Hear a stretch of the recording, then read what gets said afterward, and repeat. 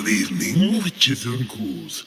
Be prepared to be frightened and haunted by Tyler Nightmare's late night horror show.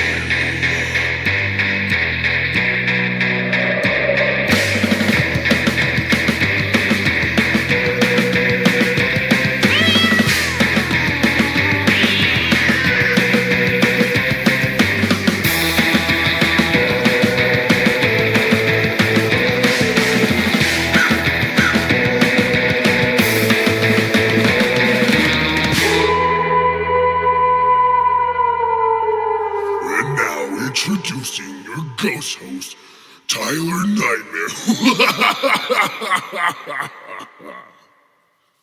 What's up, witches?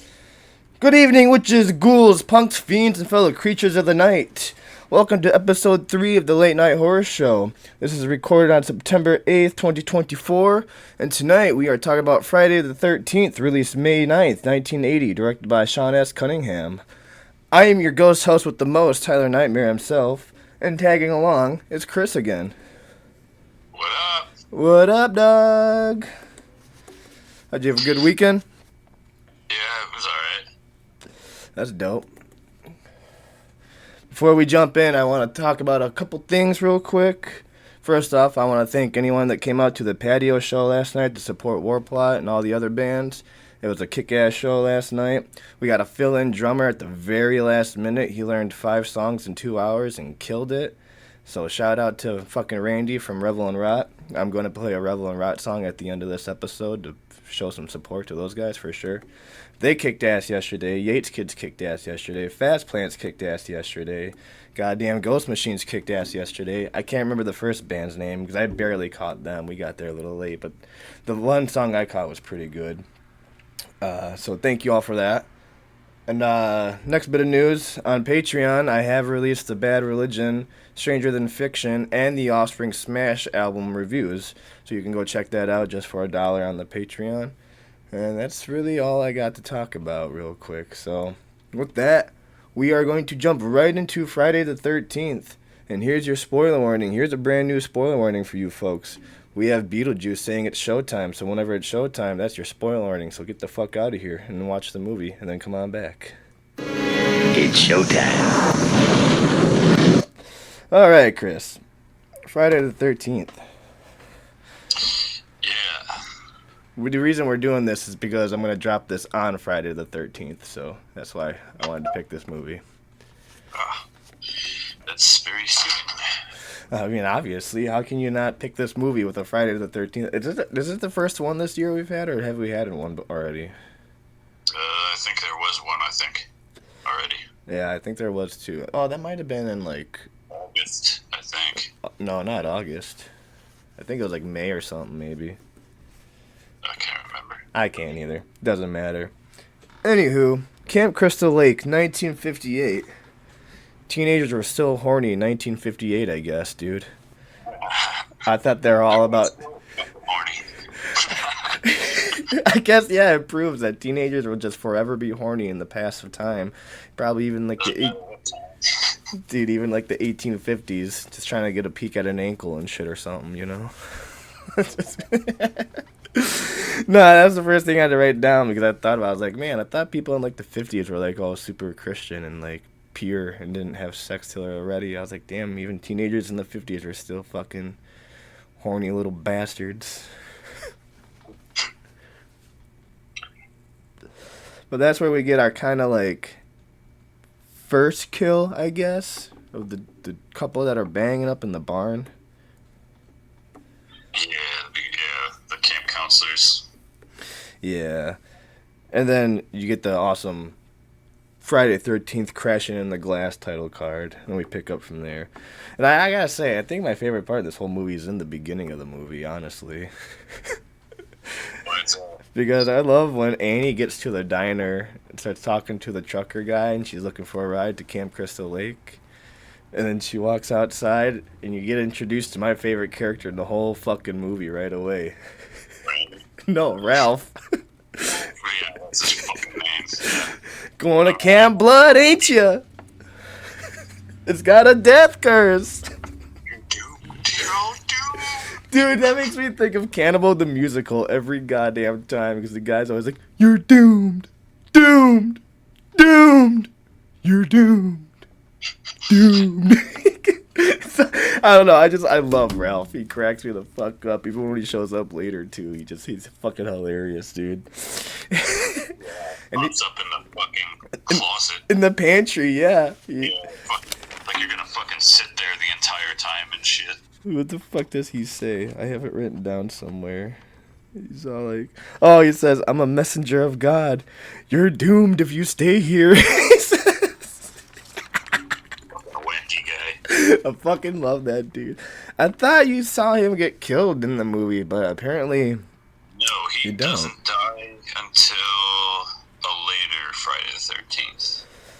See, I can't remember the whole franchise that well. I mostly remember 1, 4, and 6 are like the main ones I always remember. Well, I had 5 because it's not that good. That's why I remember that one. And Jason Takes Manhattan because that one's ridiculous. 5's alright, I think. So, Feels a bit. it's not Jason. Yeah, it's blue balls. You know, it's kind of blue balls. Even this one's It's that. the only one, I think, with a different mask, too. Otherwise, they all have the same mask. You say that one has like the blue marks on it, right? Yeah. On the full head.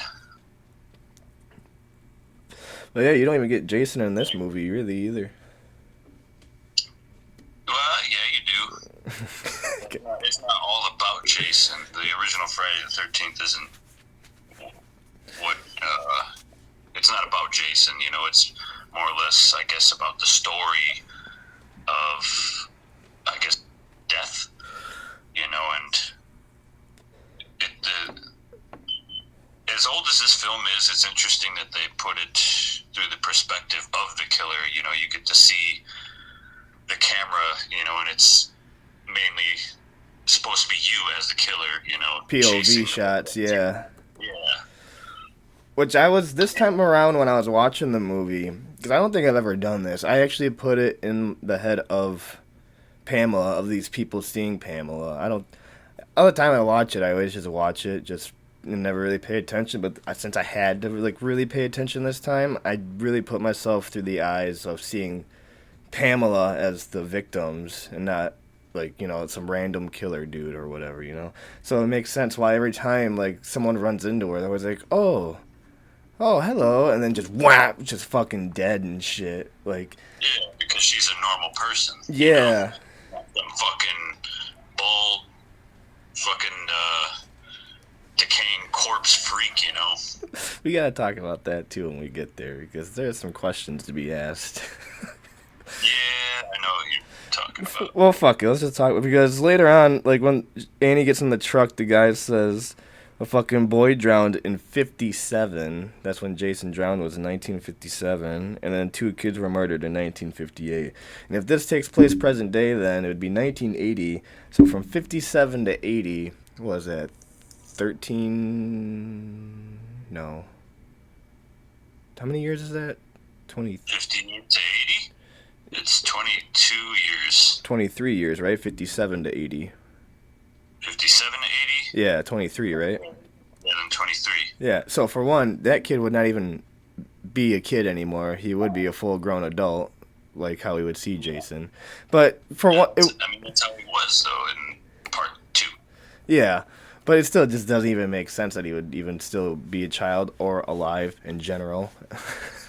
Well, yeah, see, that ending, are we talking about the ending part then? Yeah, go ahead. I don't give a shit. We can just talk everywhere. I don't care. I don't, the way I've always seen that ending is I don't know if that's actually him or that's something that popped into her head, as like a vision of something, it doesn't really reiterate.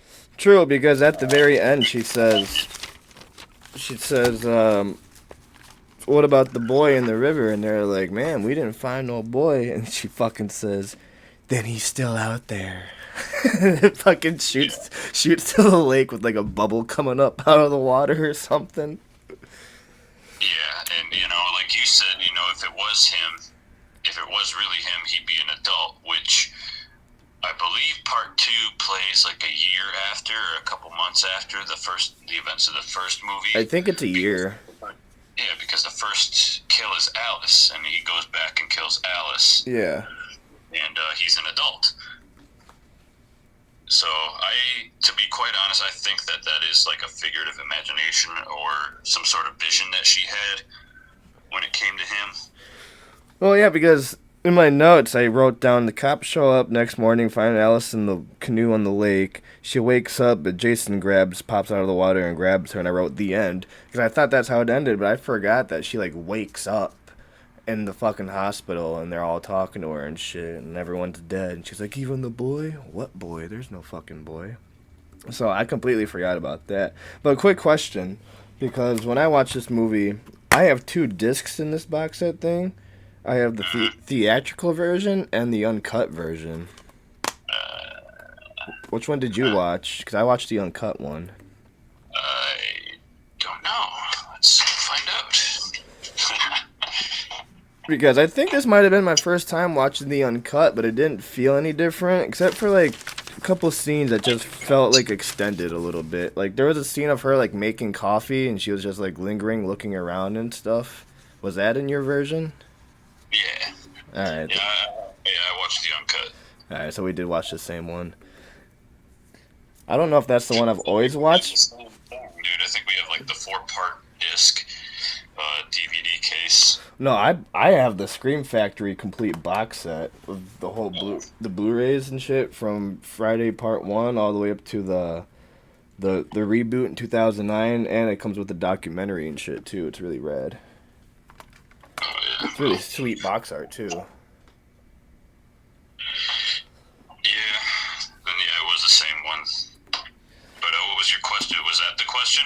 Yeah, yeah, which one you watched? Because I didn't know there was an uncut till I put it in. I was like, why are there 2 discs? And I was like, wait, there's an uncut version? I don't think I've ever seen that one. Because I bought this box set like a year or 2 ago, and I don't think I've really watched it. I've always watched the bootleg DVDs I got from my dad a long ass time ago. They didn't even have pictures on the discs. They were literally just like written in with Sharpie, Friday the 13th and shit. But yeah, so even like back to like the Pamela and stuff, and like how people are surprised. Like it makes sense why Annie got into the Jeep with her. And I said, POV behind. Oh wait, where the fuck is that part? Oh, right here. Oh, for one, I asked, when the hell did Annie get out of the damn truck? When did the truck driver dump her out? Because I didn't see that.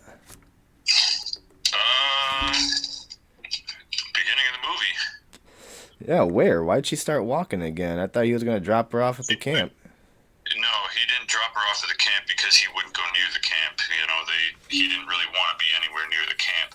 But instead, he dropped her off at I guess, the closest place that he could drop her off, you know, basically like down the road, you know, from it, because he didn't want to go down that way. One, you know, he's a trucker and it's kind of out of his way, you know, and 2, he probably believes in all that hysteria that everybody, you know, says about the place, you know, Camp Blood. I must have missed that part then, because yeah, I wrote that because then she got picked up by the killer, you know, that we don't know, and then she's having this like conversation about like helping kids and stuff like that in her dream. It's like, why would you be saying this to like some dude that picked you up? But it makes more sense knowing that it's a older woman, so she probably feels comfortable trying to tell her all this stuff, you know, just opening up, and it's the 80s and shit too. Yeah, I was just going to say, you know, it's the 80s, you know, we have to think about how more open people were back then, you know, they're not worried about people doing crazy things to them, you know, and it happened back then, but not as much as it does now. Have you ever seen the movie The Hitcher before? Yes, a while ago, and I don't really remember too much of it. Say, that's always been on my list. Talking about this, I might check that out, because I haven't seen that yet, but I heard it's really, really good. There's 2 of them, I think. There's the original, and then there's a remake, I think. Oh. Loud ass oven. Fucking. I'm hungry. Oh, and I fucking. Oh, we got starved. Fucking Chris Farley, dude. Shit's hilarious. Save some fries for the rest of them. Lay off me, I'm starving. No, I also wrote down that, like, when the truck driver was, like, talking shit to her, you dumb kids. She's like, oh, you're just an American original. He's like, American original. Can you read me now? Dumb But you know what, kid. that reminded me of my grandfather, I'll be honest. Because that's something he used to do, is like fucking mock you, you know, whenever you said something smart back at him. American original. That's hilarious. I don't know why. I feel like I've never heard that before. I mean, I have from the movie probably, but I didn't really catch it till I paid attention this time around. I was like, what the fuck's an American original? All right. And then, Probably saying from back then. yeah, most likely. The next thing I got in my notes is that we get the scene of Alice talking to someone with the paint thinner painting something or another, and you get the POV of behind the tree and whatnot. And I wrote down the POV is behind a tree, and Alice is literally 10 feet away from this person behind this tree. She would have definitely saw whoever the fuck was behind that tree. She looked like she even looked directly at the camera almost, too. Like, you would have known someone was there for sure. Especially an older woman. So, I thought that was interesting. And then this next part shows Brenda setting up the archery area. And dude, this kind of fucked me up later because I thought she got shot with the arrows at the archery. Is that in a later movie? I was expecting that to happen too, because one, with the guy fucking around with her and shooting the arrow like right next to her, right when she's like next to the target thing, I thought that was gonna be like some sort of foreshadow. And then later in the movie, when the killer's kind of like fucking with her, she's right there next to the fucking target thing. Yeah. And I kind of figured, okay, she's probably gonna be shot with a fucking arrow, but you don't see her die, and then the next time you see her dead body, she's like in ropes. Yeah, she gets tossed in a fucking window covered in rope. Like, how the fuck did she die? What the fuck? Yeah, they didn't really show that. Because you heard her scream in the distance. Shot with arrows. Yeah, fucking Bill. Bill got shot up with arrows checking on the generator and shit. Like, what the fuck? And it's total fucking Halloween style, just like pinned up against the fucking door, hanging there and shit. And I noticed his throat was sliced too. A lot of people's throats were sliced in this movie. Annie's was the first guy that died, which we gotta talk about him because his throat gets slit. But when Kevin Bacon and that chick go to bang, he's above them on the top bunk, and he's dead. And when she gets up to go to the bathroom, how the fuck would she not fucking see him dead up there? Like, what? That makes... I'd probably fucking notice there's a lump, on the fucking top bunk before I go to, do my thing. Yeah. And then when Kevin Bacon gets killed, I was like, how the hell is the killer underneath the bed and knows how to precisely stab right through his neck? I was wondering that too myself, and that's what I kind of found like really foolish with the movie. It's like the killer just knows exactly these right moments that these people are going to move at this position. Like how the fuck is Pamela gonna know that fucking to stick that one? Ain't no way in hell a fucking arrow is gonna go through an entire mattress like that and through a fucking neck. Nah. But how is she gonna know to stick that tiny little thing, at the direct spot? Exactly, dude. I want to give a shout out at that scene though. The special effects are by Tom Savini. He's a true legend of special effects. I love that dude. That dude's awesome. But yeah, so pretty much, yeah, Annie's our first kill. She gets her throat slit in the woods. But dude, that was a dude for sure. That was a big ass dude. You could see like the back of him and shit. That was a big ass fucking dude and kind of wide too. I was like, that ain't. Months later, dude. What? Fucking alright, fucking Mrs. Voorhees is when fucking Alice cuts her head off and shit. It pants to her fucking body and her hands, you know, kind of going like this. Those are definitely fucking man hands. I don't care what you say. Yeah, dude. I noticed that with Kevin Bacon, too, when he fucking reached up under the bed and grabbed him. I was like, that's a big-ass hand. I was like, that ain't no woman's hand. Fucking hell. So, yeah, Annie's the first kill. The swimming area, or you get the POV of whoever across the lake or whatever. Oh yeah, in my notes I have that's totally a dude too. That's totally a dude.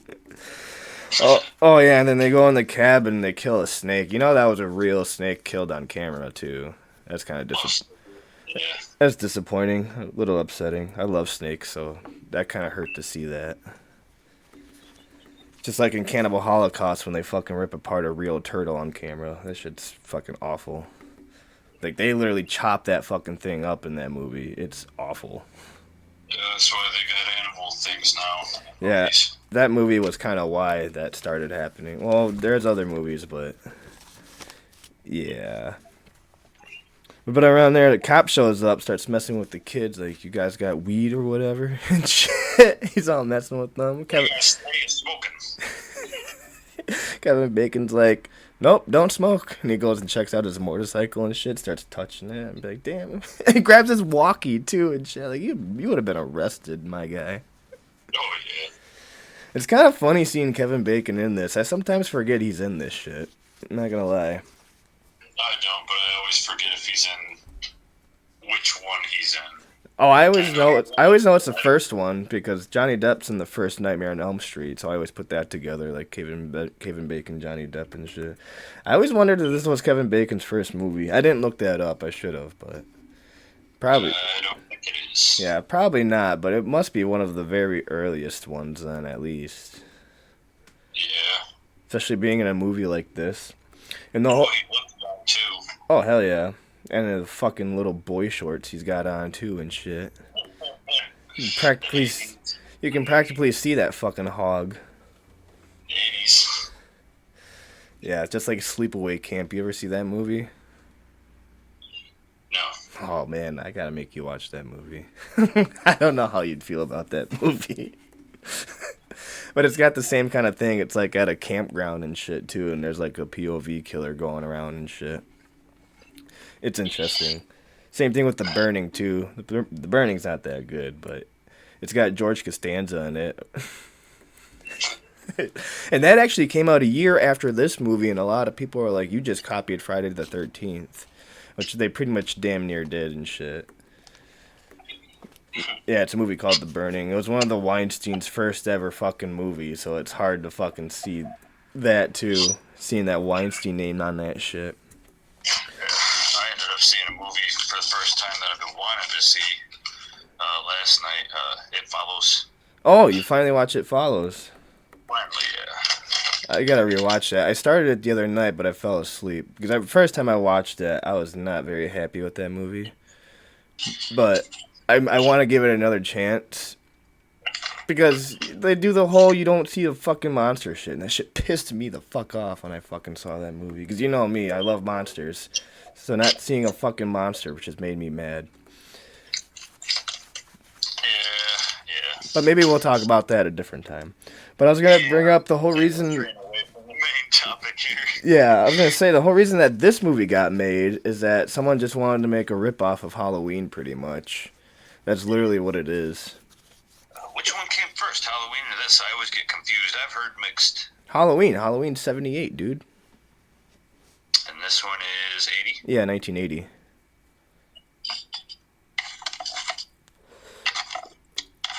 I always kind of thought that too about fucking Friday the 13th. I think that's what.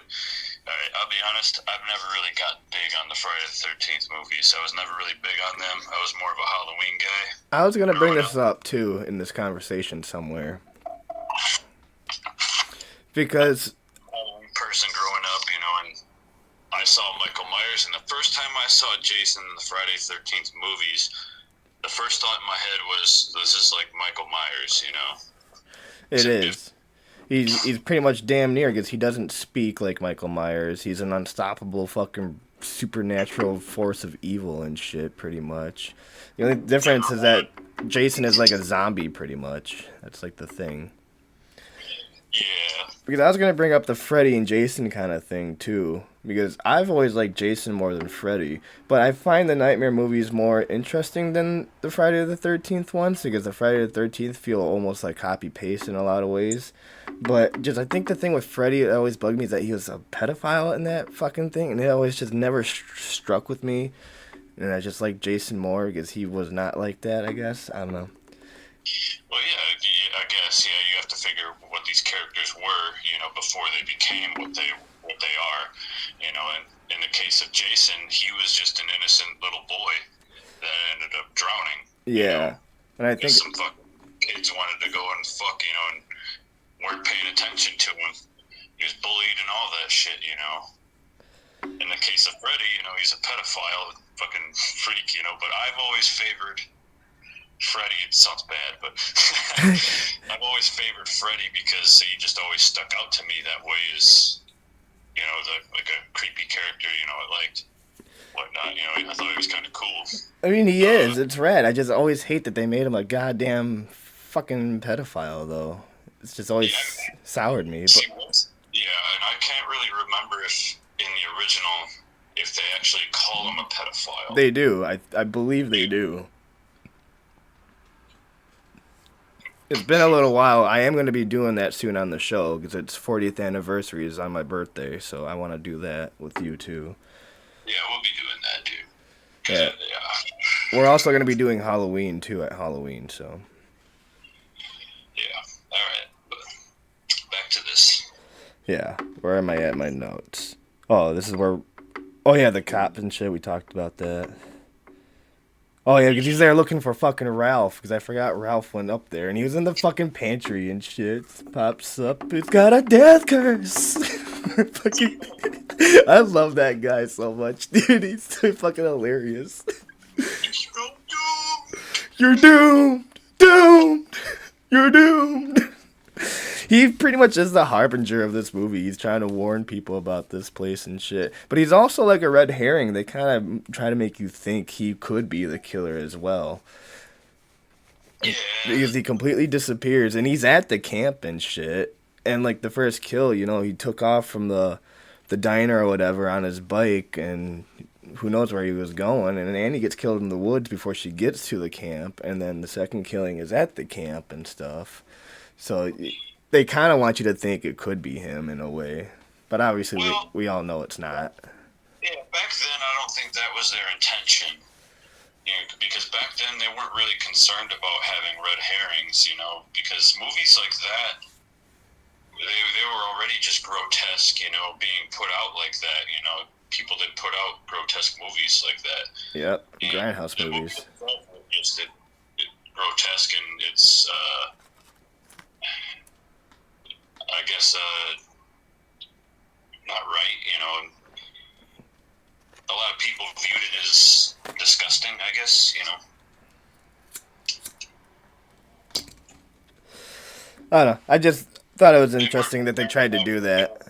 They weren't concerned about red herrings until the horror genre, evolved and whatnot. Well, this was kind of a birth of it, too. Those thrillings and who done it, and make you wonder who done it,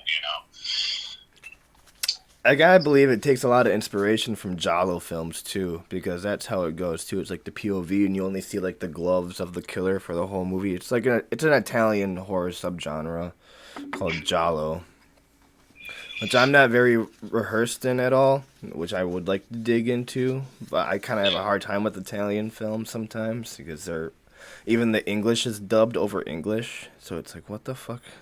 It gets kind of weird. But, yeah. I would say the movie gets some pretty good respect at the POV, parts, because that was the introduction to that. It definitely wasn't the first movie. No, the first one I believe is Black Christmas.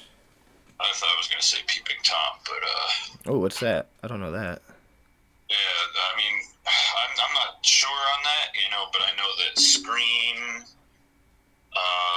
mentions that it's a mention in Scream 4 when he's questioning Kirby, about which horror movie was the first to cast the killer through POV, and she's naming off all these movies, and he's like Peeping Tom. Huh. I didn't I catch haven't that. seen it myself. I haven't researched into all that. But I guess that one's kind of like my of the first four is my least favorite Scream. I guess the fourth one. it's my least favorite too. Yeah, we're not talking about 5 and 6. That's out of that because that's not Wes Craven. I'm only talking about the 4 of the Wes Craven films. That is my least favorite one. I know 3 is kind of out there, but I kind of like 3. So I know a lot of people don't, but I dig it. Yeah. And I get why it is not that good, but it's kind of like Alien 3. Like I know it's not that good, but I still like it. It's not good for a lot of reasons, but I like it because it holds a place with me, growing up and whatnot, and that's what I would watch growing up. And that's my favorite franchise, is the Scream franchise. Yeah, I know. I always thought it was Halloween with you, but it would be the Scream franchise for you for sure. It is. Kind of like me, I always thought that Friday the 13th was my favorite horror franchise, but I've come to realize that I think it's Child's Play is my favorite horror franchise. That's another one that I grew up with. Yeah, then I think Halloween would probably be second, for sure. But I love every single one of the Child Plays movies, even the bad ones. Bride of Chucky and Seed of Chucky. You can't help but to just have a good time with Seed of Chucky, dude. It's so bad that it's good. Yeah, those they stray more towards comedy horror, compared to actual horror. Yeah. Well, they kind of even walked a line with that with all the other 3 movies, to the first 3 movies, because there's still, to me, it's comedic. Just the shit fucking Chucky says, "You stupid bitch, you filthy slut, I'll teach you to fuck with me." I fucking love that shit, dude. This shit's always hilarious. Good night, asshole. Love fucking Chucky, dude. Anyway, let's get back to this movie. Yeah, this is when Kevin Bacon and Jack and Marcy are their names. They go bang, and then everyone else is playing Strip Monopoly. And then I wrote down Kevin Bacon bang session. And then that's when it reveals the fucking second kill of fucking Ned up on the top bunk and shit. And then fucking Kevin Bacon gets killed with that arrow, yep. And I was like, dude, what the fuck? If dude is on the top bunk, how did Marcy not see him? Also, if Kevin Bacon is on the bottom bunk, how the hell could the fucking killer pierce that throat, which we already talked about? Then after that, Marcy goes to the fucking outhouses and shit. And that's where she gets killed with an axe to the face. Yeah, it was pretty brutal. But dude, I gotta point out, when she was about to get murdered, her facial expression was lame. She was all like, I was like, what the fuck is that? It's early horror movies, dude, they're not known for their spot-on shit. Well, I think everyone else did better, but her reaction was comedic, to say the least, I'd say. It was fucking, just her face, just like, fucking. Then after that, The thing about old horror films is they're not known for their spot-on, actual horror reactions. that's what makes them great, though, For real, there's, I guess. Just actors just trying to get a role, and doing the best they can, even if they're not good actors. At least they're a part of something. Yeah. Then after that, we see Steve, the camp manager, or whoever the fuck he is, at the diner, and he gets stuck out in the middle of the road in the rain, and a cop picks him up and starts bringing him back to camp. And then Brenda gets back to her cabin and hears young Jason saying, help me, and shit, which that confused me. I didn't remember that part. To be quite honest, I honestly thought that was just Mrs. Voorhees doing that. I mean, yeah, that's what I kind of chalked it up to, but I mean, you can tell it's a little kid's voice. Like, they did that on purpose and shit. So I was like, how the fuck? Okay. And then it says, Brenda leaves cabin in search of voice which leads her to the archery ring where she gets shot by arrows. Wrong. I wrote that ahead of myself because I thought that's what was going to happen. And I even wrote down, which comes full circle from the beginning scene, quote, I think, because I wrote it early. And nope, that did not happen. I was wrong. But then fucking Bill and Alice find an axe in the bed. So they obviously took it out of fucking Marcy's face and stuck it on the bed somehow in their cabin.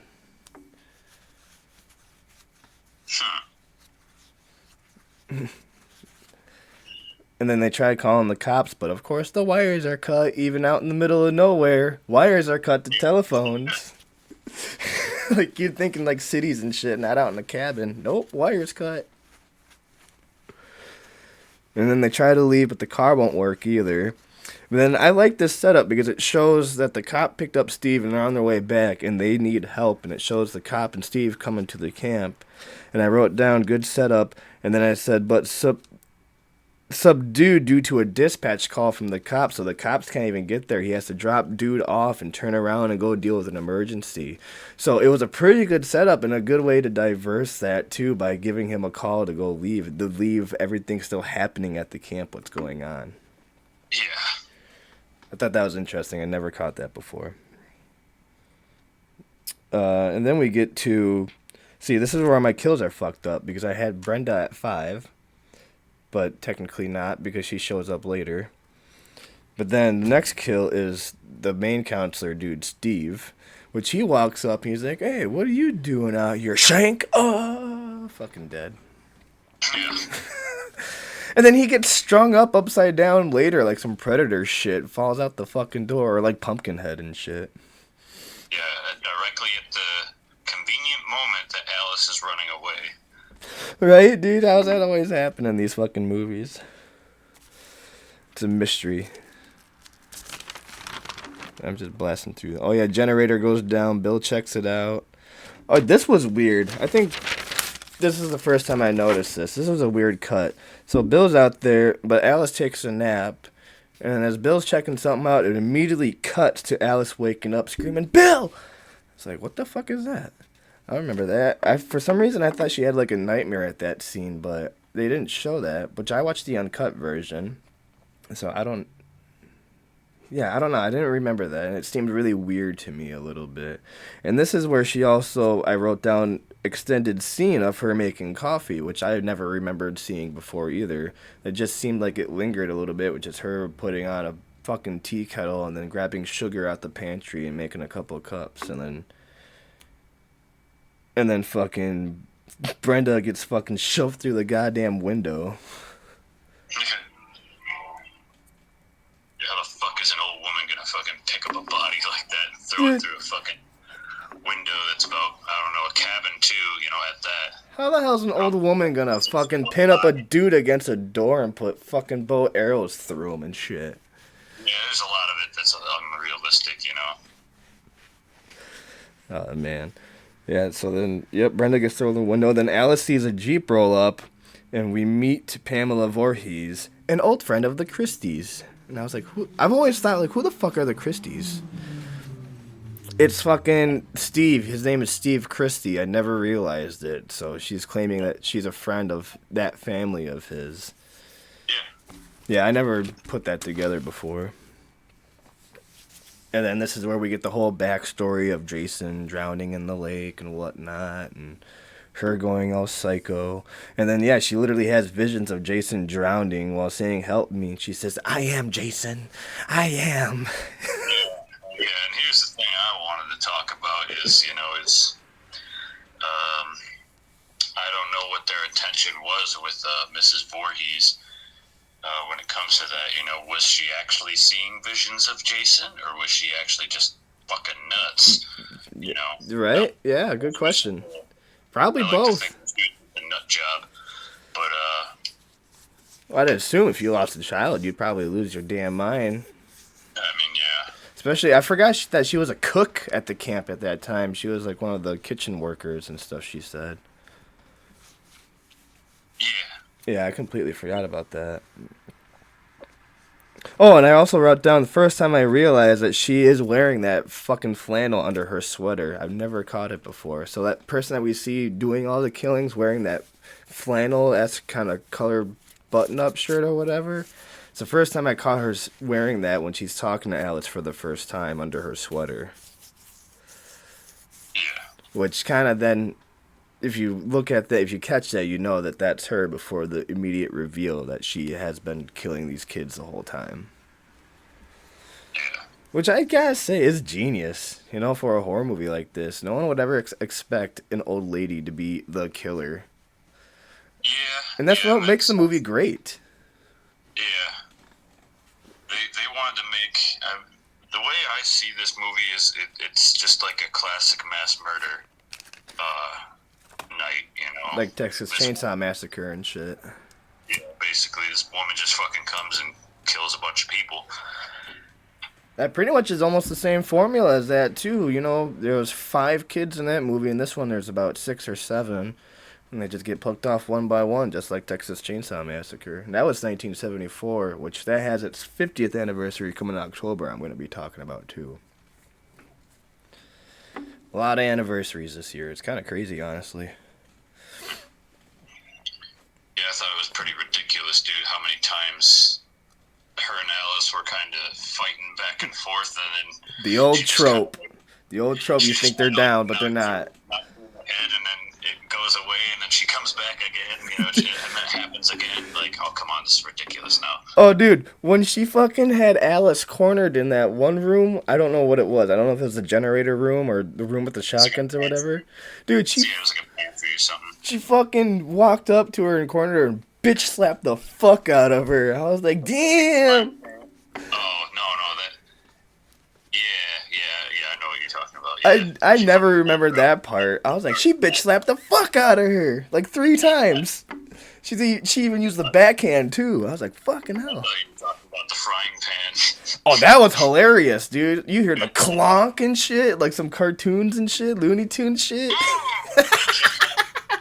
Dude, it's so funny. Because I have cast iron pans, and I know how heavy those fucking things are. I'm thinking about it, like, that actually would fucking knock her down, though, for good. Wouldn't kill her. I mean, it could kill you. What'd you say? That was the only part where she started bleeding. Yeah. Did she stab Alice at all?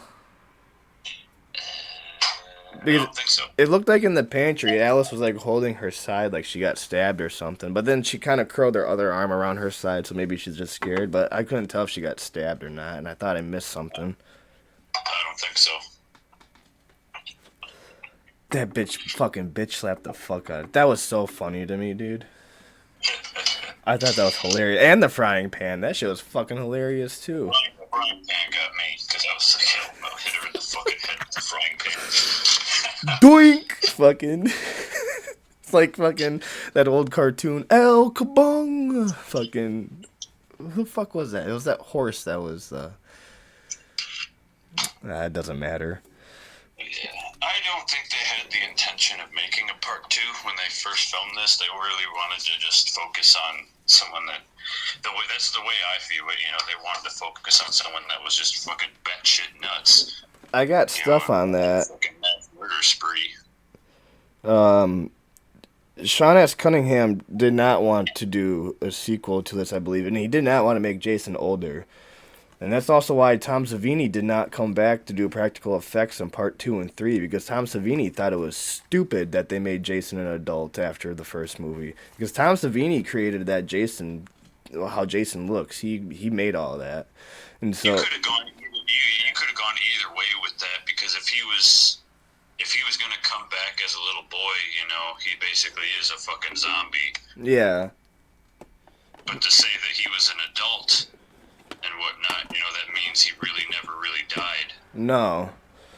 It is very confusing. It's like the chain that's confusing in the whole franchise is how that even fucking happens. Together, No. entirely anyway. Which is actually a good time to bring up this. You know about the prequel series they are making, right? No. Yeah, it was going to be on, I think it was going to be Peacock at first, but then it got scrubbed, and now A24 is going to be putting it out. I don't know on what, but seeing that A24 has that is kind of interesting, and I wasn't really down for it at first because I think they were talking about digging into finding out who Jason's father is and stuff, which I don't really give a fuck. I always thought it'd be interesting if Ralph was his father and shit, but Yeah, there's some things I think they should just fucking leave alone, dude. yeah, we don't really need a prequel series to this at all. Kind of like the Alien one. I don't know how I feel about the Alien prequel series either. I'm not really bent on it either. Because it's even before Prometheus and aliens are on Earth. Yeah, you can't really. How does this fucking work? I'm not sure, dude. You might as well put Alien vs. Predator in the canon then if you're going to do that. Because that's the whole reason why they're not canon. Because the aliens are not supposed to be on Earth, I believe, right? They weren't made, until David made them. That too, yeah. We're led to believe the whole alien universe, it doesn't really connect like that all together.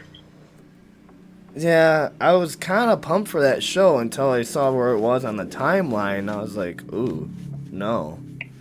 I don't like how this is going to go. There's things that don't connect, like the engineer that they first find, or the dead body of the engineer. The space jockey. Yeah, and the derelict, Yeah. The first film, it's like, how did he get there with eggs already, The Walter had to somehow do that somehow, but we'll never fucking know. Yeah, it doesn't, there's no connection. If anything, if Fetty does get to make a sequel to this, I hope he kind of tries to connect some of those connections in there. But he probably won't. He probably stay focused with the Rain character that we know, but I don't know. It'd be really nice. Huh?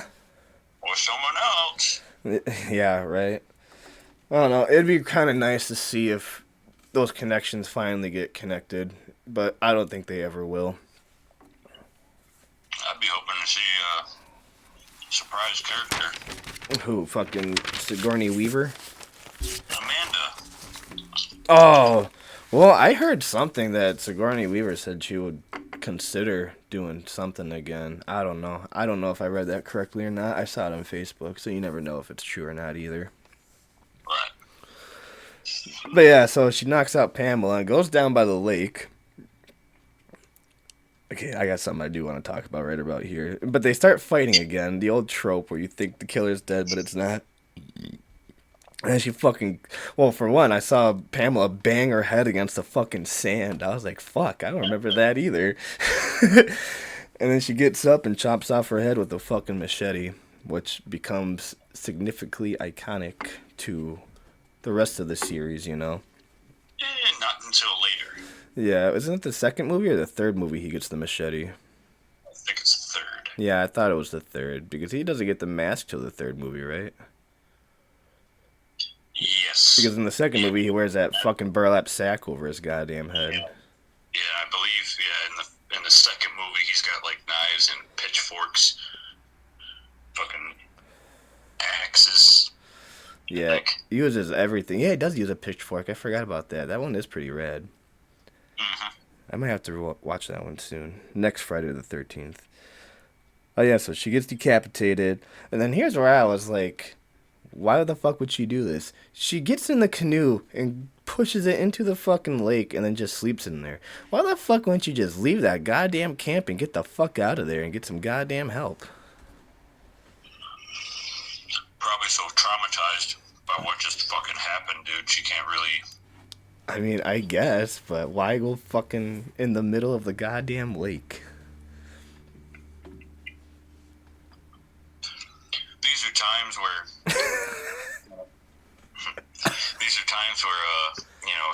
shit didn't like that really happen, and horror movies didn't really exist like that. So we gotta think from these characters' perspectives and their points, of view. They didn't really, at the time, and I guarantee these characters didn't really watch horror movies like that, and the horror movies that they were watching were nothing like what we watch. Yeah, Night of the Living Dead and shit and whatnot, So when these characters see a fucking dead body with a hatchet in its face, it's pretty fucked up to see. Or a fucking body just hanging on the door from arrows and shit. Yeah, Yeah, that would probably freak me out, quite honestly. somebody's fucking head off. Yeah, I guess. You just committed a murder yourself. I guess you'd probably be goddamn traumatized and want to sleep it off. Although she just took a nap a little bit ago before that, so I feel like she was probably well rested already. Although she woke up out of nowhere and yelled, "Bill!"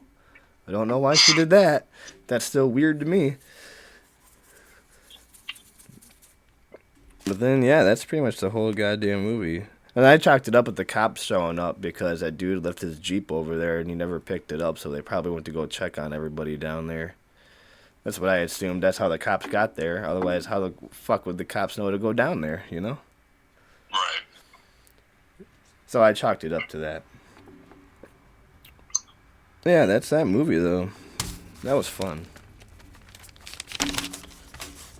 Got anything you want to add at all, dude? Not really. Other than it just being a really old classic horror movie. You know, there's nothing to do with Jason, really. No. The intention of it, you know, like I said, it wasn't intended for a sequel, but it was more or less, you know, just about someone that was batshit crazy that went on a fucking mass murder spree. Yeah, from losing their child fucking 23 years ago. So, I guess, yeah, they never really opened the... Well, the dude said they tried... What did he say? I wrote that down somewhere. I forgot to bring this up. The guy said... he said they started fires and stuff at the camp at the beginning of the movie. And then he also said they tried to reopen it in 1962, but the water was bad. Was that... Yeah, somebody poisoned the water or something like that, yeah. Maybe, I guess. Or probably fucking Voorhees did. Pamela Voorhees probably did all that. She probably set all the fires. Without a doubt. So yeah, that was the first time I caught him saying that, so I thought that was interesting too. Well, yeah, I think that's... Yeah, he wanted to come back because it was just a huge reminder. I know, I love that everyone was scared in like the diner when she brought it up. They all looked at her like, nah. You know, the music turned down and everything. Everybody's like, ooh, that's what we gotta talk about, dude. The music in this movie. It's so good. Who the fuck does the music in this? It's, Harry Manfredini. That's right. So good. And then just throwing in the kill, kill, kill, ma, ma, ma in the background and shit. I always thought it was but it's kill ma, you know, kill mom. Or mom kill or whatever the fuck it is. Just so good because it's fooled everyone. Because everyone thinks it's something different all the fucking time until you're actually a fan of the franchise and you know. But if you're just like a person that watches horror movies every now and then, you just think it's so good. That's so awesome. But then I love, like, at the very end of the movie, when she gets in the boat, and the music's, like, some soft, like, drama fucking Days of Our Lives kind of shit or whatever. And then it just goes full, like, loud as fuck when Jason pops up and scares the shit out of you real quick. Yeah, the music's fucking awesome in this. Alright, buddy, but with that, what would you rate this out of 10? hard to say, man. You know, I kind of thought about that too, you know, being planned for this and whatnot, you know, because I don't want to necessarily give it a low rating. It's a classic horror film that holds a place in a lot of horror film fans' hearts, you know. But in my sense, if I had to rate it for the story itself, it would be a 7. 7? But with like all these classic, you know, effects and all that, you know, silly things in there and the acting, I'd have to rate it a 6. Oh, you're going with a 6? Yeah. All right. Damn. I was not kind of expecting that. 1 second here. 2. All right. With that, I'm gonna give this a 7.5. Just because it does start something for the horror genre in general. You know, the whole at a camp location, there wasn't a movie like that before this movie, as far as I'm aware. And then after this movie, everyone started to try to do stuff at a camp. You know, sleepaway camp, The Burning. You could probably say Evil Dead a little bit with the cabin in the woods, but it's a little bit different because it's a cabin in the woods and not like a campground and stuff. But I'd say this is the first one to really start the whole camp horror genre and stuff. Even if you look at that Fear Street, what was that, 1974 or some shit? That was on Netflix. That was at like a campground too and shit. That the Probably one of the first ones to also give you that last final jump scare. yeah, well, yeah, I was gonna say Texas Chainsaw Massacre, but he doesn't really do a jump scare. He just does that chainsaw dance at the end. That's awesome. Yeah, you're probably right about that. I was gonna say That's just things I think about, when it comes to films like this, because they're so old. They have that high respect. yeah, and it's hard to not give them their respect for what they started. You know. That's why I didn't really want to give it, a low rating, but That's how I was feeling too. I was like, I know it's not like the greatest horror movie. It's not a perfect goddamn movie, but it's fucking still good. It does drag a little bit in some parts. So I'm like, all right, what's gonna happen next? And like everyone dies, and then she has that final fight with Pamela Voorhees for a whole 20 minutes at the end of the movie. I was checking it. I was like, damn.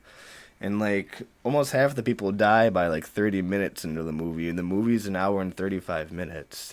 And there's just stuff in between. Like, we didn't really need Steve at the diner, but I guess it kind of works to show him going to the camp and setting up the cop coming to the camp as well and stuff like that. where he's been the whole time. Yeah. And then I always love the twist that it's obviously not Jason. It's not a man killer. It's a woman killer, you know. Very different from anything that happened in any movies at that time, you know.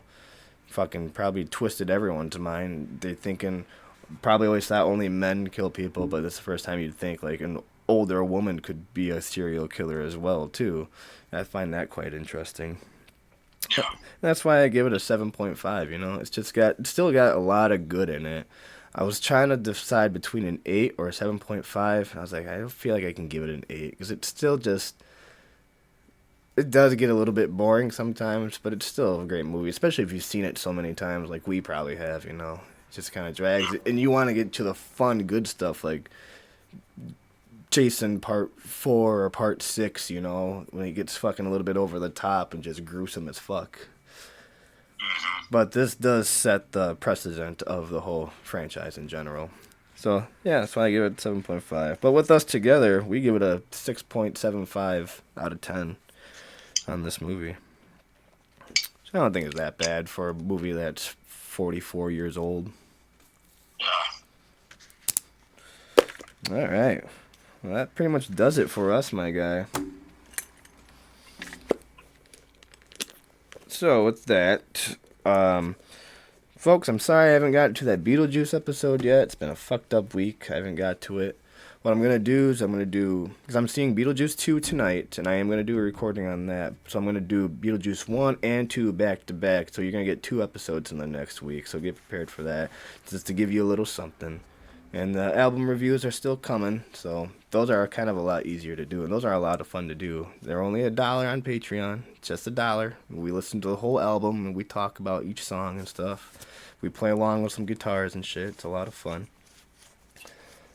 And that's it. But tonight I'm going to exit out with, like I said at the beginning of the show, a local band, Revel and Rot. They're kind of like, I don't know how to describe them. They're metal, punk, thrash metal. They're pretty heavy. I think you'd like them, Chris, actually. But they're not like metal.